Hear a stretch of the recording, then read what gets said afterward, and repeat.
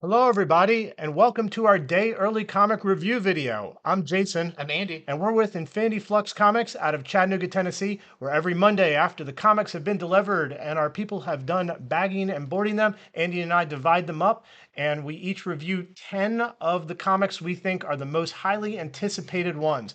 We're going to tell you through a spoiler light show what the comics are about. We're going to tell you first appearances, major reasons of collectability. But more than that, we're going to tell you what a lot of the number ones are really about, what the art's like. We're going to try to connect the right comics with the right people so that when you go in your store, whatever day of the week you go in, you are armed with that knowledge. So it is a big week. Yes. Not a ton of DC books, but that's okay because, like you were saying, every other publisher decided to release their gobs of books. Yep. So we're going to start with a really interesting one. Yeah, kind of a public service announcement. First off, I have W0rldtr33. This is the new book from James Tynion and Fernando Blanco. And here's the thing. It's not for sale. Not yet, at least. So it's supposed to have been on sale this week. But we got a message via the distributor saying that there was a printing error on the A cover and on one of the incentives that the ink was too dark. As you can see, this cover is not supposed to be this dark. It's supposed to be, kind of moody and eerie. So just to let you know, there's supposed to be something down there that you can see. Yeah. And you could look it up online. There's something there. Yeah. But the printing made it where you can't see. So it's just on the cover. The interior is still pretty readable. But yeah, it's issue with the cover. So they have asked all shops not to sell them until April 26th. So at the end of the month, that gives them time to print new copies and distribute them. So don't be mad at your store if they don't have it ready. Stay informed and so you know when to get it. But I did read the book. I really liked it. It's a very creepy. It's a great kind of return for James Tynion to this kind of indie horror.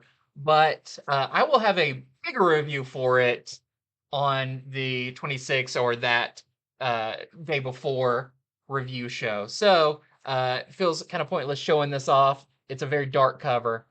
But here is, just for your information, what some of the other covers look like. So this is one of the variants. This one is okay. You can tell quite a bit brighter.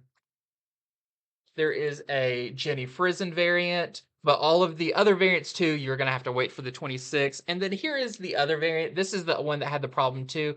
This is a Sienkiewicz cover, and I've never known him to do something so dark that you can't tell what's going on. Right. So yeah, this was also a problem with the printing.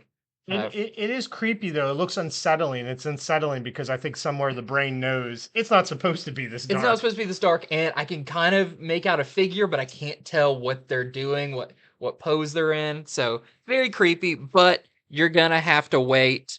I would like to clarify that we were told by Image that even though the other covers are okay, they want all of them held. Yes. So it's supposed to, even though some of the covers are all right, they're all supposed to be held. Doesn't mean all stores are going to honor that, but we are honoring that. So, we still thought we would inform everyone. So even though our first book is one you can't technically buy yet, we want to make sure you knew. And when it does come in, if you pre-ordered it, it'll be there in your box. Everything will be all good. Just the date move. Yeah. So quickly before we continue and I get to my first book, which has 2 first appearances in it of Spidey characters, I want to let you know you can go to our website, infinityflux.net, where you can buy these very books that we're talking about today, at least the ones that don't have misprints, or you can sign up to pre-order subscriptions through us. And anything you pre-order, you get 10% off. So that is at infinityflux.net. Okay, on with the show. So my first book is one of the biggest ones of the week. It is Marvel Voices Spider-Verse. So the Marvel Voices series, of course, focuses on diversity in creators and in characters with the stories that are told. It's an anthology book. This one has 8 different stories in it. And usually the Voices books, they're just sort of all of the Marvel Universe. This one is the Spider-Verse. I kind of like they're doing this. They did Wakanda for the Yeah, last one. Now right. Spider-Verse. It's a little bit more specialized. Zeroing in. Yeah. So first off, I'm going to tell you there is a first appearance of Recluse, whose name is Zion Riley, who is a fan-created character. I love that they still do that Yeah. sometimes. So first appearance of Recluse. And then there's also another first appearance of Peter Park. Not Peter Parker, Peter Park, who calls himself the friendly neighborhood spider friend. And they're from a Marvel, alternate Marvel universe that is a sitcom. Like the universe itself is a sitcom. So I'll talk a little bit more about that as I continue. So again, 8 stories, a lot of different creators. It is $9.99. This thing is thick. It took me longer to read this than 4 of the other books I'm going to go over. So real quickly, here are the 8 stories are about. The first story is Miles tries to buy his mother a birthday present while having to save the day multiple times and make it to the party on time. Second story is a Web Weaver story. We haven't seen much Web Weaver. Introduced in, I think, Edge of the Spider-Verse 2, one of those issues. So Web Weaver goes up against a female version of Kraven, who by the end of the story also becomes Venom. Oh, wow. Yeah. Ultimate mashup. The third story is a story told in first-person perspective. That's probably my favorite part of it, where you're kind of Silk. And it's about the importance of self-care on mental health in particular. The fourth story is Spider-Punk's group is in the Battle of the Bands against the Sinister Six-Piece, whose music is mind-controlling. The fifth story is the Peter Park Friendly Neighborhood Spider-Friend story, where we learn who this character is, what it's like being in a sitcom world, and it also is designated as Earth CH10. It's like Channel 10. Yeah. Story number 6 is Misty Knight is training Miles Morales and having to do a little bit of babysitting with Miles' younger sister. The 7th story is the Recluse story, Zion Riley. So first appearance of the fan-made character where we get to see their world and how they're eventually recruited by a Captain America who I swear seems like he's influenced by Bill and Ted. Like he's from a Bill and Ted. You got to hear it in the dialogue. You know what I mean? From a bogus Marvel universe? Not exactly, but he does say most excellent. Okay. Right off the bat, too. The 8th and final story is Spider-Gwen stopping a bank robbery in between sets with her bands, the Mary Janes. So I know a lot there, but it's a big issue. So that is the rundown on the 8 stories to hopefully entice you to let you know if you want to pick this up or not. Here are the variants. This is the Jiang variant. Very cool. Yep, Spider-Punk.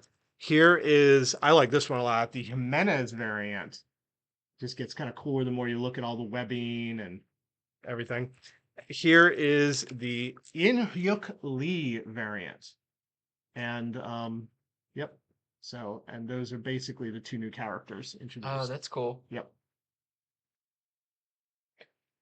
Okay, my next one is our next installment of the Star Wars Return of the Jedi 40th Anniversary issue one-shot. This time is Ewoks. So check out that super creepy Ewok on the cover. This is really fun. This is, I wouldn't say it's anthology style, but it does have multiple stories, but it's all about, there's no dialogue, and it is the Ewoks coming together around the fire in their Ewok village and telling stories to each other. And so you get kind of the different versions of things with different artists. So we have, the whole thing is written by Alyssa Wong. The art is by Lee Garbett, Gana Chow, Kyle Hotz, and Wingard. And let me tell you, the Kyle Hotz one, that's some scary Ewok stuff going on there. So there's like some really cute stories where an Ewok befriends one of the kind of rival alien species on Endor, and you know how their families come together because of that.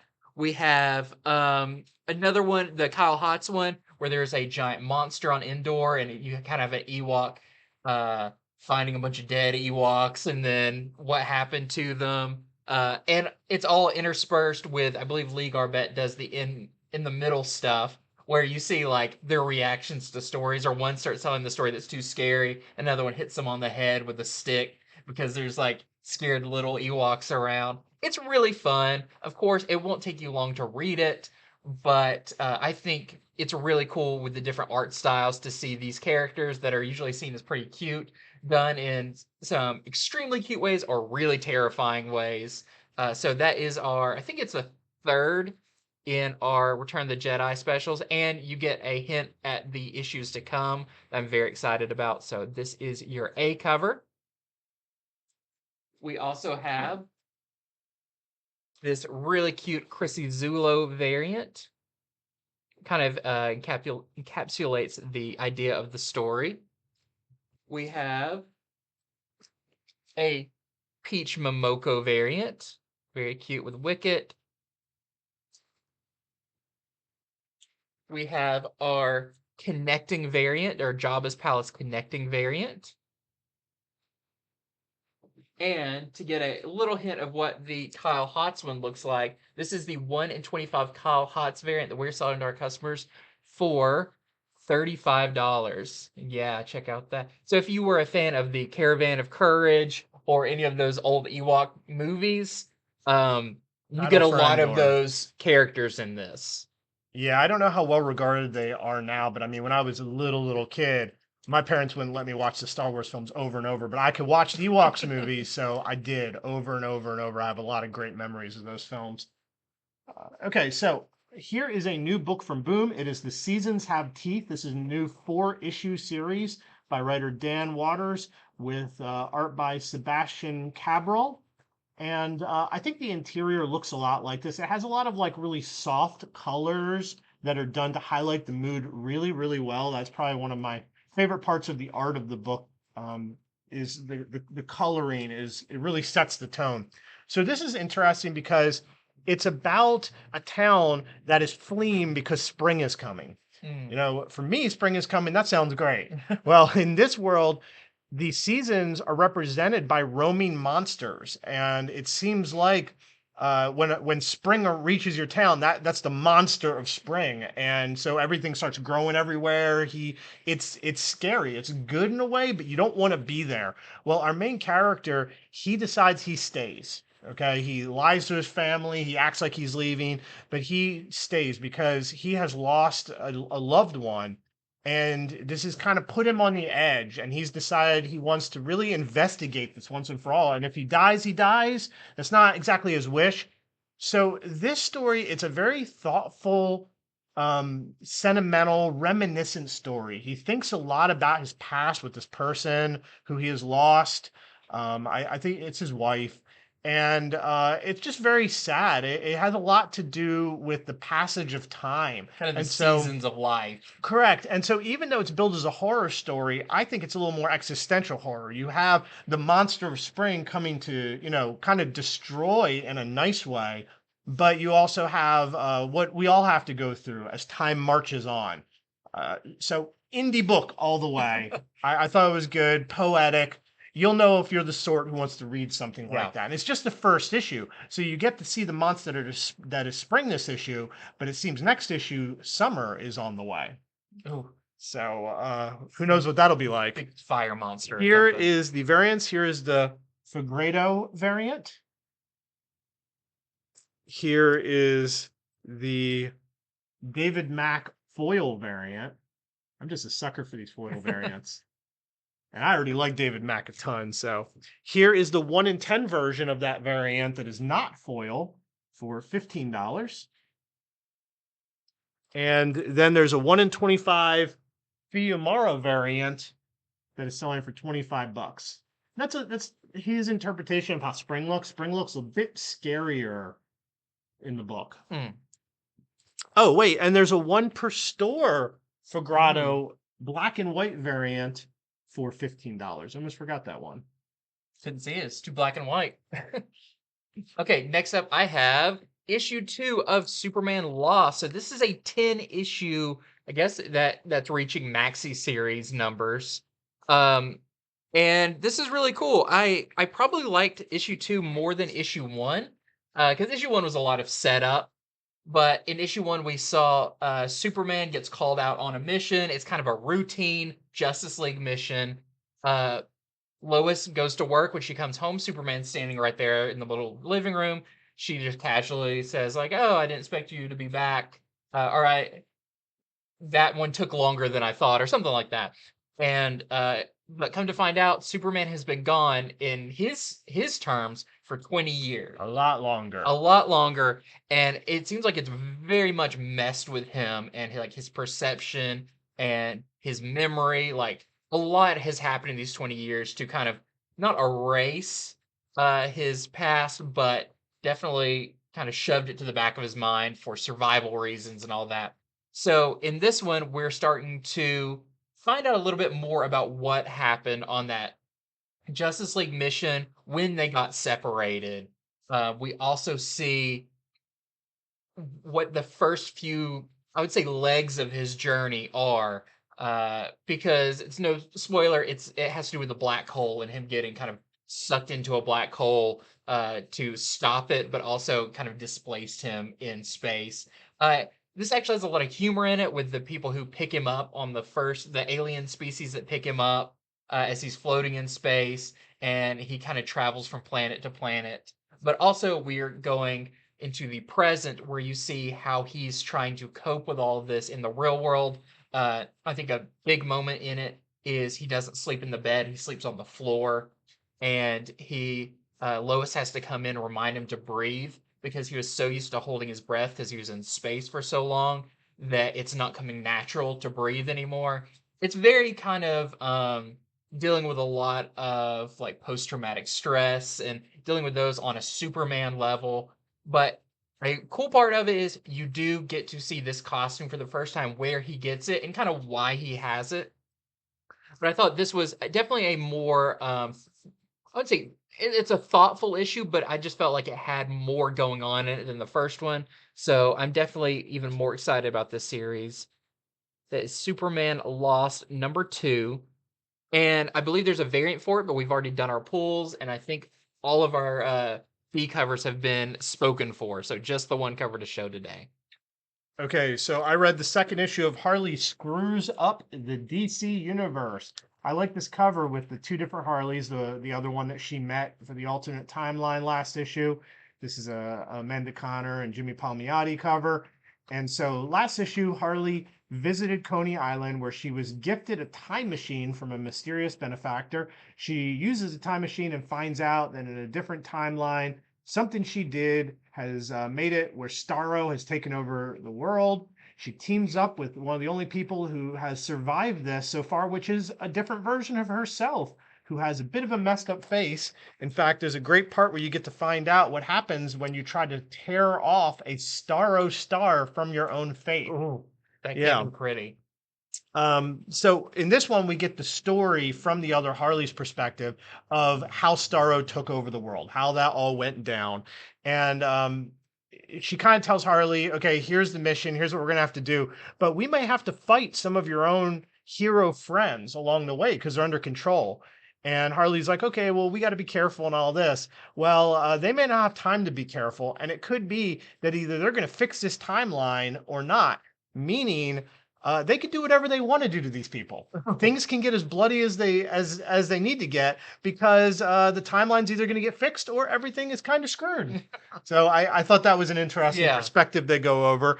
And there is a particular superpowered baby who they're going to have to save.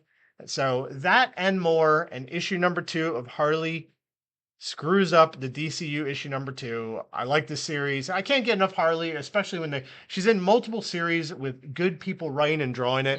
This one, of course, is by Frank Thierry with art by Logan Farber. So here we have the variant. This is the Georgiev variant for that issue #2. And I feel like a lot of people who are reading the regular Harley series haven't heard about this one yet. So Tell Your Harley Friends is another cool series. This isn't an ongoing, but so easy to miss. It's not going to go forever. Okay, next up for me, I have the giant Kokju. At least that's how I'm choosing to pronounce it for YouTube's sake. So this is from your team of Jerry Duggan and Scott Koblish, who worked on Deadpool together. Yeah. They're kind of a package duo now that do very um, uh, funny, borderline gross comics sometimes, but with a really good sense of humor. And this one is no different. So this is kind of what would happen if a kaiju attack, like a Godzilla or something like that. But what would it really, I would say really be like, because this is definitely on the extreme, but these have regular body functions and needs that are very destructive. I'll say one part, what happens when the kaiju has to poop, and its poop is made of acid. Well, that's not good for the city. Um, there's a lot more going on in this. This is a very mature book, but it's all done with such a fun, tongue-in-cheek, knowing. It's got kind of captions that go through it that speak of it very like uh, not funny. The funniest thing is when you take something so ridiculous super serious. And that's what they do in this, talking about how devastating this thing is. But the property in the city didn't decrease in value after it had this big attack. It actually, the realtors tried to swing it into something to make it a feature of the home rather than. So it's funny, and it's got a lot of kind of meta humor in it and everything, but definitely not for the young ones. Yeah, Andy showed me one page from this, and I was like, shocking. Yeah, That was there's my one page review shock- of this book. Shocking. shocking. So you'll know if you like this kind of book or not, and don't be surprised when you turn the page and you see what you see. Their team up on Deadpool was hilarious, but Yeah. they had more editorial oversight than Yeah. Marvel, clearly. There's certain things that Marvel will not show that they will show. So, but this giant robot doesn't appear in this one, so I'm really excited to see what happens when the giant robot comes into it. But that is our A cover. And we also have this, I believe this is the Gary Brown cover. All right, Guardians of the Galaxy fans, about a month before the movie comes out, they have a new ongoing series that is just launching. This is from the writing team of Colin Kelly and Jackson Lanzig. I have another book by them I'll be going over a little later with art by Kev Walker. So this is, like the cover shows it, it's very much a space western. I mean, one look at Star-Lord and you can tell that that is so western influenced. Like a duster or a Sergio serape. Leone influence. But of course, this happens in space, not on Earth, as the Guardians are on a planet. They're at a place called Solitude, where they have to evacuate citizens who don't want to leave. You know, the Guardians know that there is this impending danger coming. It is something called Groot Fall. That's the most I'll tell you about it, but Groot Fall is coming, and these people need to leave or else, and they don't want to leave. Kind of a classic Guardian plot, Yeah. you know? The dialogue and the action is very reminiscent of the movies, I have to say. Having read Guardians since I was, since the 80s or late 80s, this team is just so different than some of the other Yeah. teams. It just feels that way. So if that's the Guardians you're looking for, that is what they serve up to you in spades in this book. And it's also just sort of a good way to get hyped for the movie. Yeah. And new Guardians ongoing series. That's awesome. Doesn't happen every week. So that's my little rundown on that. We got a lot of variants for this one. We have the Derek Chu variant with Gamora. We have the Cooter variant from the Infinity Saga series of variants. We have the movie variant with Adam Warlock. If there's any doubt that they also knew that there's a movie coming out. There's the Scotty Young variant. There is the Groot Fall variant. Originally, because of spoiler light, I was going to say there's an impending danger coming. But, Groot Fall, it's in the solicitations. Then I saw this cover and I'm like, yeah, I'm just going to.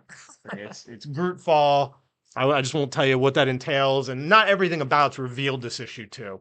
Then we have the Alex Ross Timeless Doctor Doom variant. Definitely getting that one.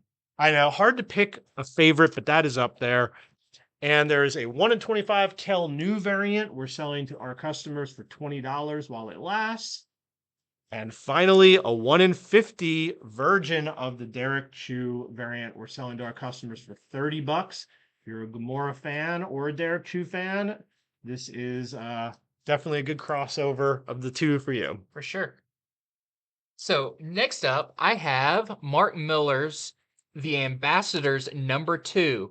So each issue of this is going to be by a different artist. The first one was Frank Quietly, and this one is done by Carl Kerschel. And I gotta say, I thoroughly enjoyed this issue. I'm always expecting, with Mark Miller having so many books out, it's like one's got to be a stinker. He's gonna get tired. But no. So the plot that was set up last time was it was almost a moon race, but instead of racing to the moon, it was different countries racing who could be the first to have superheroes. Well, America is not the one that won. It was Korea, and the scientist that discovered this, she became a superhero, and she wants to imbue the best people around the world with superpowers. I believe there's only going to be 6 of them. And so the first one mostly followed her and kind of the overall plot. This one, you find out kind of the first person she picks. And so that is a man named Binu, who is from India. And so this is widely known that it's almost a contest going on who's going to be a superhero. So they say they've got millions and millions of applicants. And they say everybody wants to be a superhero. That's like the Disney effect or whatever. It's really funny how it's brought up. But Binu he works at a phone store in India and doesn't consider himself special, but there is an attack on his city, and he risks putting himself in front of danger to save someone else. And they see this as, sometimes you don't want the biggest hero. Sometimes you just want somebody who will stand up in a situation like that. And so he gets chosen to become the superhero of India. And so it's a kind of his journey. It is very reminiscent of kind of it reminded me a lot of Invincible, with Mark Grayson becoming Invincible. Reminded me a lot of Blue Beetle, the Jaime Reyes Blue Beetle, kind of this young guy who doesn't really know why he's in this position. And he's got a lot of good comments about what's going on, all very relevant stuff. Like, he's going to be called the superhero of India. He's like, can I actually have like a name? Like, I feel like, making my costume a flag and calling me like the hero of India. He's like, can I have like a name based on like an animal or something? And he just has a lot of really fun things that you would imagine a real person would question when they get these superpowers. So this one, really good, and it does continue the kind of overall story where you find out there may be someone else who is trying to buy off some of these superheroes for information about how they got their powers. So I highly recommend this one. I liked issue 1. I really liked issue 2.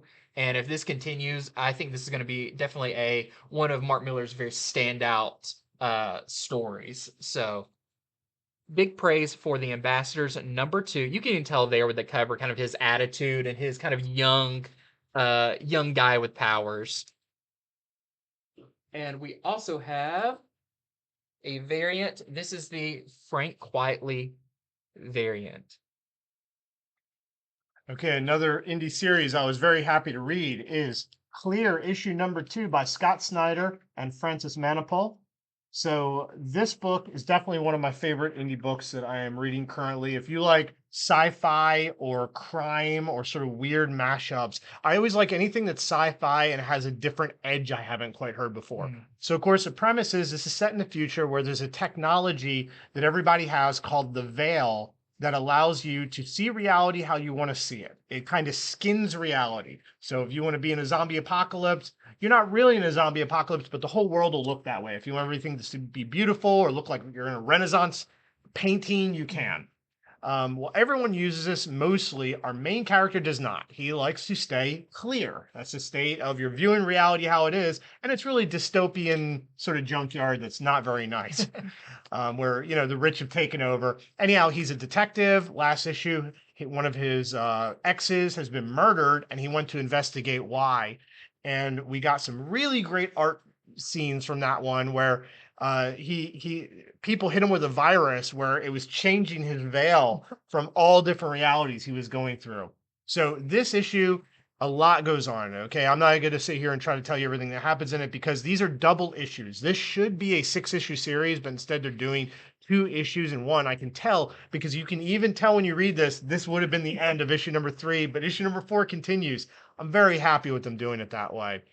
So jam-packed with stuff going on, more world building. Our main character finds some people who may be helping him, but are they? I mean, a lot of crime, a lot of really good dialogue, but the art is just as good in every way because Manipul has to do all these different styles based on the veil that people are seeing through.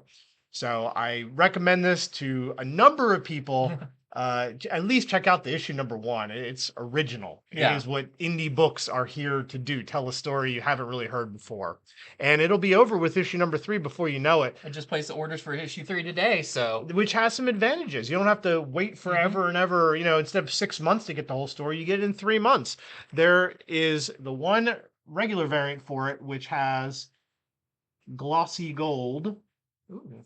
And then there is a 1 in 10 Johnson variant we are selling for $10 with our main character on there.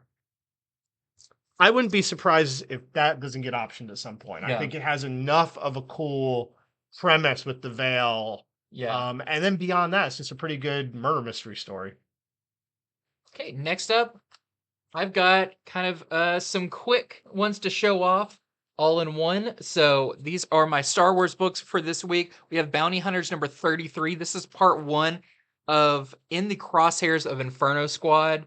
Inferno Squad has really come into it by this issue, and they are targeting the bounty hunters while the bounty hunters are really not working well together. That leaves an opening for them to come in. Very good issue of that. We also have issue number 8 of Star Wars High Republic. Star Wars Celebration was this last weekend, actually finishing up today, I believe. A lot of news about High Republic. It's still going strong. So this is issue number 8. It's going to be 10 issues long, so we're getting pretty close to the end with that one. That one does have a 1 in 25 Suyin variant. We're selling for $35. And then we also have Dr. Aphra, number 30. And this is a tie-in to Hidden Empire, and it does kind of wrap up at least it seems, it's hard to fully tell without seeing the next issue, but it seems to wrap up the Spark Eternal storyline. So that was another great issue of Dr. Aphra. When you see Aphra and Veda together on a cover, it just catches cool the eye. Because Hidden Empire, she had a fight with Vader, she had a sword, he had a lightsaber, and that fight gets expounded upon in this issue. So you get a lot of Vader versus Aphra. Okay, so next up, I read Moon Knight number 22. This book is 22 issues in and going strong. I really liked reading this, one of my favorite reads of this week, because this is very much a Tigra issue. It says right on there, Tigra and the Midnight Man is back. So in this issue, yes, Midnight Man, who is an old enemy of Moon Knight, has returned. And there were already 2 Midnight Men. Moon Knight goes over what became of them, one of which is a little gruesome. And so now there's this third one, and he seems to be robbing rich people and criminals, but the news is reporting he isn't taking anything. He's just leaving his calling card. But could that be the case? Well, for some reason, Moon Knight isn't interested. He's like, I don't want to deal with this. So Tigra is like, I'm going to deal with it. So in this issue, we get to follow her. She becomes our main character for an issue, which is really awesome because she goes to some of her old West Coast Avenger allies for help and assistance. By the end of the issue, here's what I can tell you. You do find out who this new Midnight Man is, and it's a pretty funny and shocking twist of who it is. But more than that, some revelations come out about Tigra and her son that I didn't see coming. So it's just a really good issue. And then in the last like few pages, it's like, oh wow, oh that's awesome. That's really neat. So great issue of Moon Knight. If you've been reading it, you're just going to be very happy again. If you haven't been reading it or you fall off, you might want to come back on because this is the beginning of a new arc as well. Even though this issue could have been, it's definitely hanging into a new arc, but it really could have been its own thing. And I would have been totally happy with that. So here is the Riley variant. And then there is this Alex Ross Timeless variant with the Kingpin. Do you think Tigra, that's her skin color, or do you think she has a light layer of like cat fur? I always pictured a little bit of fur. Okay, but- that's what I was thinking. But just interesting to think about. Next up, I have Lazarus Planet, Revenge of the Gods. This is issue number 3. And this is good, especially if you've been reading Wonder Woman, or if you were reading Yara Flor's Wonder Woman series, any of that, or Shazam, that brings all of this together as the gods of Olympus and other pantheons have kind of taken the world back from the superheroes, but they do it in a very messy way. Billy Batson Shazam has been taken to Olympus, put in jail, and you follow Yara Flor as she is going to attempt to break him out of that and confront the gods. So really fun issue. There's a lot of interesting stuff that happens with Wonder Woman that I wonder if it's going to be reflected in her main series. But it's still called the Lazarus Planet, but this is definitely kind of its own standalone Wonder Woman mini event. So that is issue number 3. And they there's a fun thing where they have to disguise Billy Batson in a very funny way that you'll have to read. And then we have the Simone DeMeo variant as well. Okay, so I read The Great British Bump Off. It is a new 4-issue miniseries from Dark Horse that is certainly playing off of the Great British Bake Off, but obviously it's going to have to do with murder. This is written by John Allison with art by Max Sarin. So there are 12 contestants, and right away you get their names and what their occupations are outside of their hobbies of baking. They're doing it for a TV show called, what is it called? Like UK Bakery Tempt. And there's a particularly sort of mean contestant during the practice. So it's not all on TV yet. They're practicing, getting ready for the event. Well, what happens when this mean contestant is found face down in a mixing bowl of batter? Not quite dead, but almost dead. Well, some of the contestants have to become not just bakers, but I guess detectives for a little while as they try to figure out who's trying to bump him off. So, who is this for? I would say you're going to probably want to be a fan of Great British Bake Off and also murder mysteries. If you cross those two segments, there'll be the percentage of people I think that this is for. Like Agatha Christie meets. I guess so. So if you like those two British things, Agatha Christie and British Bake Off, then this is for you perhaps. Here is the variant this is the Thompson variant. And you tell for yourself, does it make you hungry or disgusted? Because it makes me a little hungry. Okay, next up, I have 8 Billion Genies, number 8. That's right. Wow. The final issue yeah. of 8 Billion Genies. And the long-promised final wish. Now, And is that the A cover? I believe this is the A cover. That's interesting because all the others are so dark, and now it's sort of in the void of white. Dark with a lot of like other genies and stuff on them. Well, there's reasons for that. And what I didn't expect, so this does take place 8 centuries after the genies appeared. But in this, it actually starts, I forgot, 8 billion years or something before, where we find out about 2 genies that were left over from a previous world. And we get the story of a genie that is sent to Earth and is on Earth until the series began. And so we learn that one of our characters through the entire thing has actually been a genie the whole time. Interesting. Very cool twist. I'm not going to say who it is, but also you find out, why did the genies do this? What did they consider to be kind of the perfect wish? Does the perfect wish exist? Even the genies don't know if the perfect wish exists. But it seems like someone may come pretty close to it. This is a very kind of heartwarming uh, issue that definitely, harkens back to a lot of previous issues, a lot of previous characters, and what is the perfect wish? There's a lot of selfish wishes, but what is one that they consider to be kind of a pure-hearted wish?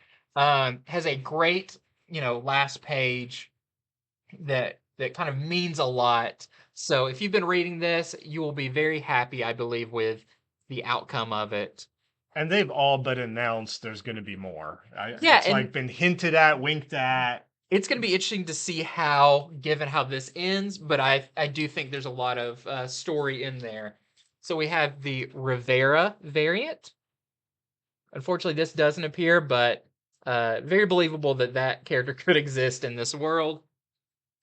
And we have, this is the Rosemary Soul variant, which I'm guessing is related to Charles Soule, the writer. So, and those two characters are kind of in it. You'll have to find out who they are.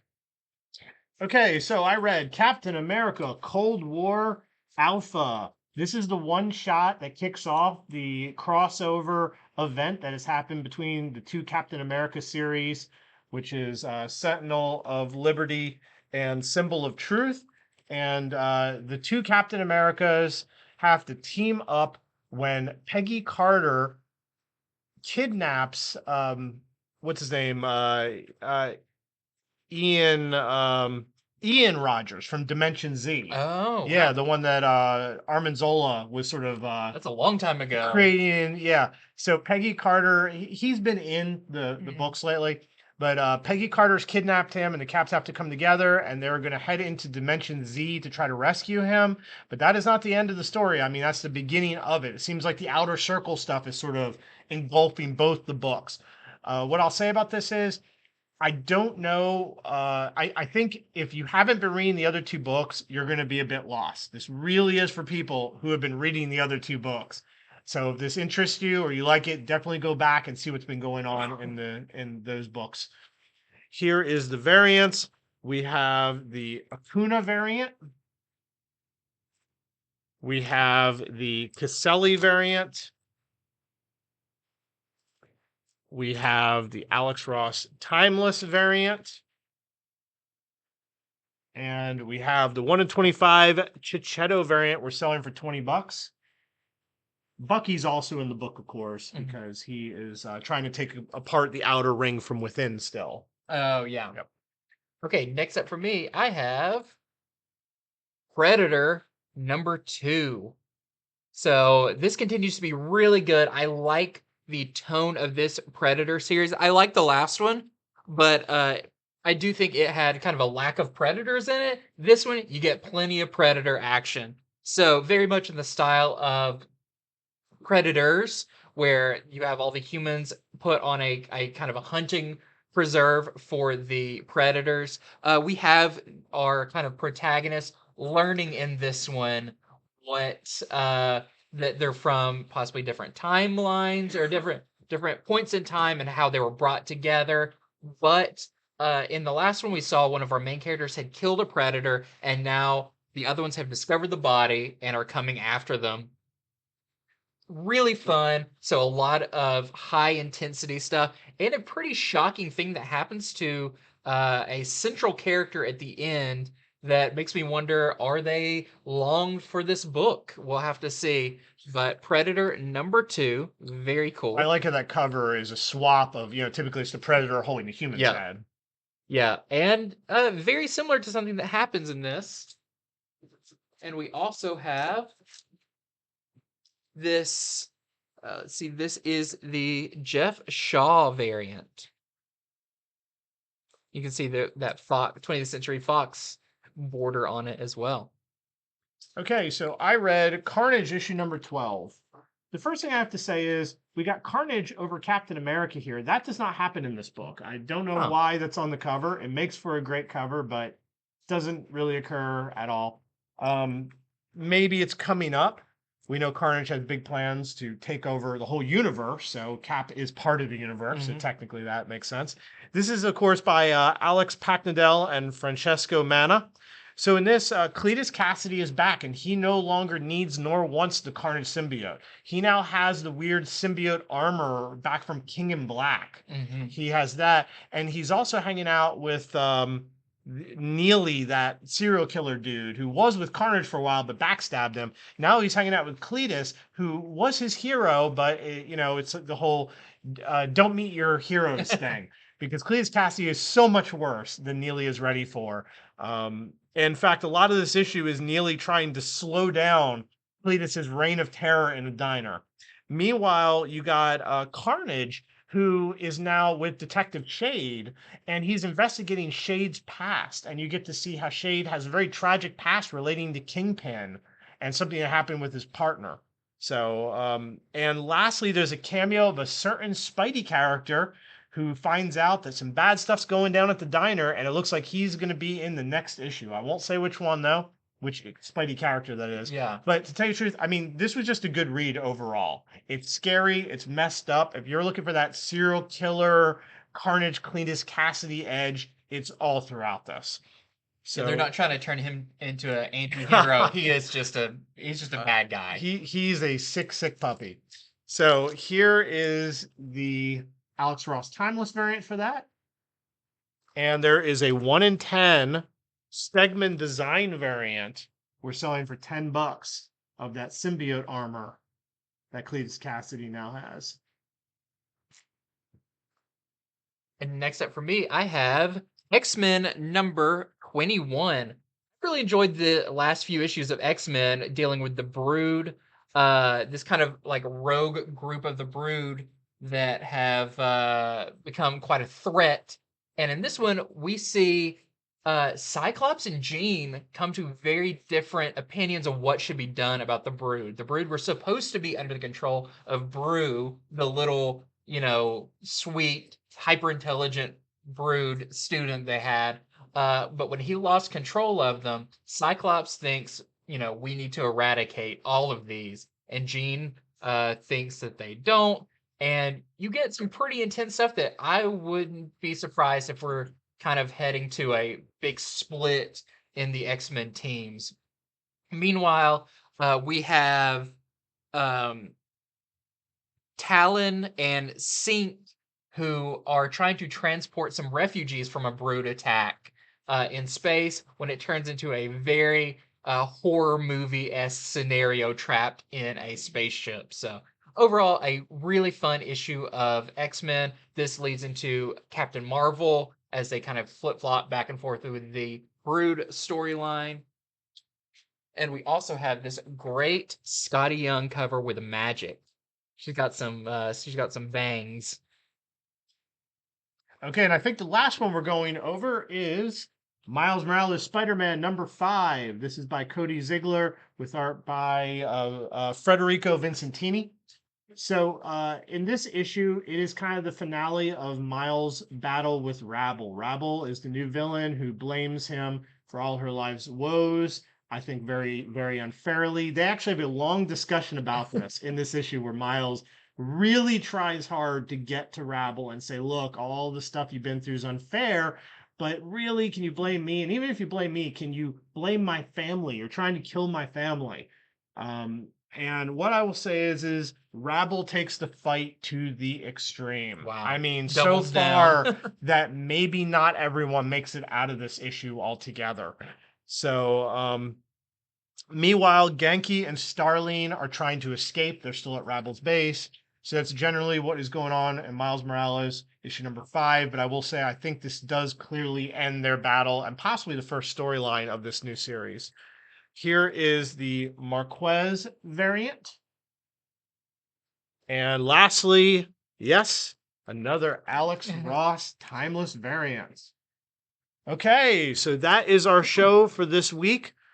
Thank you for watching. And if you're watching on YouTube, please hit the subscribe button so you don't miss our future shows. And remember, if you want to order these comics or sign up to subscribe for other comics, head on over to infinityflux.net. They're all of it. Well, while we have them, they're available for sale. And if you pre-order anything, you get 10% off. It's easy enough to subscribe to an entire comic series, or you can just order the cover that you want. Again, that is at infinityflux.net. So thank you very much, and we will see you next time.